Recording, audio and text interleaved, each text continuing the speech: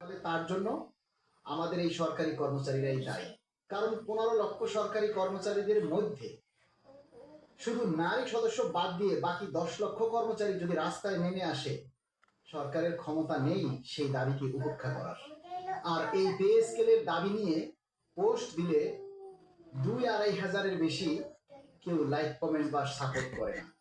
ওই যে চরিত্রে দোষ আছে, স্বার্থপরতা বা অবৈধ ইনকাম আছে, তাই কোনো কিছুর প্রয়োজন হয় না তাদের। 5ই ডিসেম্বর মহাসমাবেশ। এই মহাসমাবেশে আপনার উপস্থিতির উপরে নির্ভর করবে আপনি পে স্কেল পাবেন কি পাবেন না। এই যে কর্মচারী যারা এখনো নিজের ভাগ্যের উপরে বিশ্বাসী, এটা আসলে নিজের ভাগ্য না, এরা হলো এক প্রকার স্বার্থপর এবং এরা কর্মচারীদের বেইমান। এদেরকে বলা হবে কর্মচারীদের জাতীয় বেইমান। এই সমস্ত কর্মচারীরা কোনো না কোনোভাবে অবৈধ ইনকাম আছে, তাদের যে কোনোভাবে তাদের পার্সিয়ালি মানে তাদের যে এক্সট্রা ইনকামের সুবিধাটা অনেক বেশি, যার কারণে তারা পে স্কেল নিয়ে ভাবে না।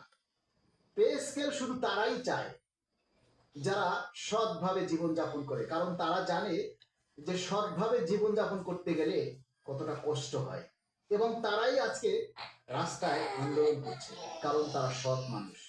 আজকে অসৎ মানুষগুলাই ঘরে বসে চুপ করে বসে আছে আর বলে সরকার দিলে আমরা এমনিতেই পাবো।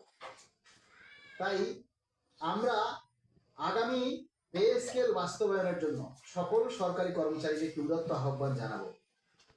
আগামী 5ই ডিসেম্বর আপনারা যদি স্বতঃস্ফূর্তভাবে সবাই নেমে না আসে, তাহলে এই পে স্কেল কোনোদিনই সম্ভব নয়। শুধু এই সরকার নয়, নির্বাচিত সরকার আসলেও সম্ভব নয়।